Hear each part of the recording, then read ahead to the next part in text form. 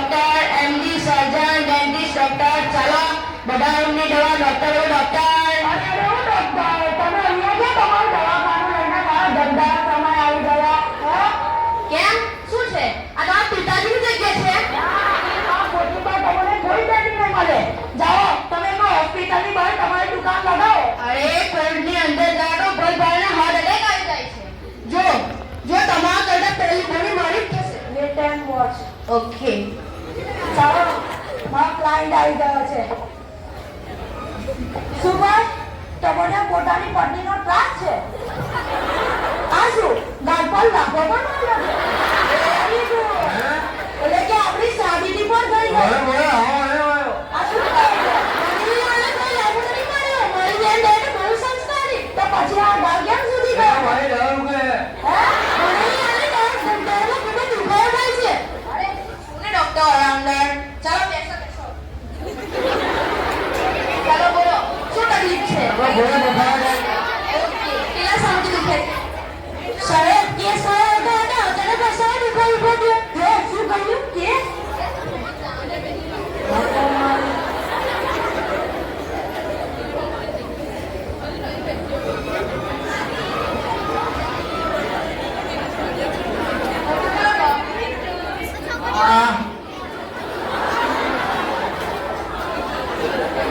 તમારી દાંતમાંનો સડો છે.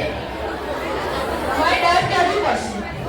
પણ નો પ્રોબ્લેમ, હું દાંત કાઢી આપું છું અને તમને કોઈ પણ જાતની તકલીફ નહીં થાય. ચાલો 500 લાવો. હે 500 રૂપિયા?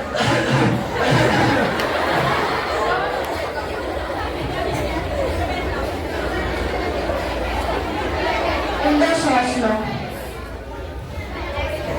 ખરું.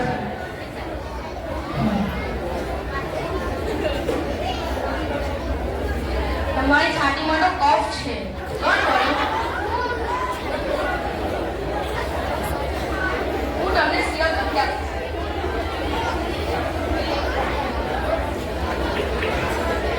એમની મેડિકલમાં જઈને તમે આ સાઈડ તમને ડિસ્કાઉન્ટ આપીશ. મિનિમમ 500 રૂપિયા થશે. હે 500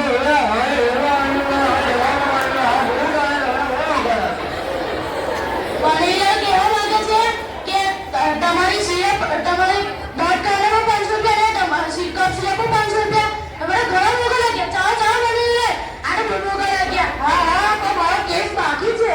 કરવાનો છે ભાઈ, હાલમાં દુખાવો શું કરે? હું કહું છું ને ડર પડાવી લો. ચાલો હું પણ તમને ડિસ્કાઉન્ટ આપું છું. 100 રૂપિયા આવી દીજો બસ.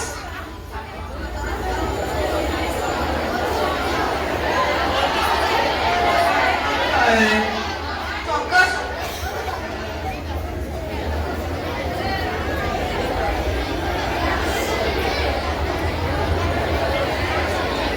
મોઢું ખોલો. હજુ પણ શું ઘણા નીચે જાય પાછો? નો ઓ વડીલો ઉભા. લાવો એમને આપી દઈશ. હું સિરે કેસ તમારો છે તે તો કહેતા જાઓ. એને વડીલોને પાણી પહોંચાડવાનો. ચાલો આપણે કરી નાખીએ. બનેરીલાલના ભાઈનું નામ શું છે? સી બાબતમાં કેસ કરવાનો છે? હવે તો વડીલો જોડે અભી પણ ચાલુ પછી ક્યારે કરીશું. ચાલો આ કેસ પર ગયો. જોયું? મારા દર્દે ઈલાજ કરાવ્યો. ઊભો પણ રહ્યો. પણ તમારે શું ફાયદો થયો? તમારી ફી 500 રૂપિયા, તમને તો 100 રૂપિયા મળ્યા ને. અરે તમે સમજ્યા નહીં. પેલી સિરપ લખીને તે એમડી મેડિકલમાંથી 50% આપ્યું જ છે. એમડી મેડિકલ, મેને બાગા medical. Yes you are right. અચ્છા તો તમે અહીંથી જાઓ છો કે નહીં? તમે મારા ભાઈને તો બગાડી નાખ્યો. હા ભાઈ જાઉં છું. એમ પણ મારો રજીસ્ટ્રેશનનો સમય થઈ ગયો છે. અરે યાર, આ મંદીનો સમય ચાલે છે. સારો એક પણ કેસ મળતો નથી. પહેલા મારી ફી 1000 રૂપિયા હતી, 100 રૂપિયા ગઈ નાખી તો પણ એક પણ કેસ મળતો નથી. અને આ કરતા જો પ્લમ્બર બની ગયો તો ખરેખર સારું રહે. અરે મારા ક્લાયન્ટ આવી રહ્યો છે. ચાલો હું તૈયાર થઈ જાઉં. વકીલ બોલો વકીલ. વકીલ આ બોલો ને. આ બોલ્યો તો ખરો વકીલ. આ બોલો. કામ એમ નથી કહેતો. શું કામ કરવાનું છે એમ કહો. લા ઘરે ચૂનો લગાવવાનો છે. લગાવી આપશો. હું એમ વખત પીએ એલએલબી છું. આ તો આપણો અવળો કેસ છે. અચ્છા તો તમારે કોઈને માટે કેસ કરવાનો છે? હા પણ કેસ લડી શકો. વડીલ, આ કેવી વાતો કરો? તમે કઈ સાડીની દુકાન છે ને તમને વેરાયટી બતાવું? મારો સારી દુકાનમાં ક્યાં જઈને વેરાયટી બતાવતો? ગજબમાં માણસો, શું કામ ધંધો કરો છો? ચૂનો લગાવવાનો. છોકરા શું કર્યા છો? ચૂનો લગાવનારને. તો પછી જાતે કરી નાખો ને, એમાં છોકરા શું નહીં કર્યા છો? ઓ ભાઈ, હું ઘરની દિવાલ પર ચૂનો લગાવું છું અને શોધવા નહીં કર્યો છું જે મને ચૂનો લગાવી ગયો. અચ્છા અચ્છા, તો તમે પરફેક્ટ જગ્યાએ રહ્યા છો. ચાલો આપણે એના માટે કેસ કરી નાખીએ. હા, પણ તમે કીધું વેરાયટી નથી તો ચૂનો લગાવું છું. ના ઉભો ને, આપણી પાસે ઘણું બધું છે, પણ આ તો શું છે, ડાયવોર્સ એ મારી સ્પેશિયાલિટી છે. પણ નિકાળીના સમયમાં કોઈ પણ કેસ નથી કરવાનો. તો આપણો પર લડી નાખો. ચોક્કસ કરી નાખો. બોલો, આરોપી કોણ છે? તો ભાઈ ચૂનો લગાવનાર. ના ભાઈ, એનું કોઈ નામ સરનામું હોય કે ના? લખી નાખો ને યાર, તમે વકીલ છો, તમે જે લખશો તે સાચું પડશે, તમે જે લખશો તે બધાને માનવું પડશે. આ તમારા કપડા પર કારણે કામ પર. ના ના, એવું નથી. અમે ક્યારેક ઘોડા કામ પણ કરીએ છીએ. લા શું કર્યા દોડા કામે? લોકોને છૂટા છે આપો છો. લા હાય લાગશે હાય. તમારે ઘર પડ્યું નથી. તમે કઈ ગયો ભાઈ? એ ભાઈ તો સીધા લેર છે. લા તો એને સાથી પરિયારો ની શું કામ લોકોને છૂટા છે આપો છો? હાય લાગશે. સલાહ દેવાનું રહેવા દો ને. કેસ ના આપવો હોય તો ના આપો, પણ મારા બાપની જેમ મને સલાહો શું કામ આપો છો? હું તમને અમરનો પત્રિકા અપાવ્યો હતો, તમે સામેથી આવ્યા હતા. વકીલ બનો, વકીલ વકીલ. ઠીક છે, ચાલો આપણે કેસને આગળ વધારીએ. એમ કહું છું કે તમારે એક સાક્ષીની પણ જરૂર પડશે. હું ક્યાંથી લાવું સાક્ષી? આ તમે ફિગર નાખો ને રોકડ પર જશે આપનાની જેમ. સાક્ષી.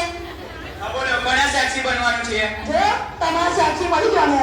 તાપા એ તો ત્યાં હતો પણ નહીં, એને તો કશું ખબર જ નથી. ઓ વડીલ, હવે તમે એને અહીંયા જ બધું કહી દેશો તે કોર્ટમાં બધું નજર જેવું કહેશે. તાપા ત્યાં તો ગીતા પર હાથ મૂકી ચોગટ થાય પડે.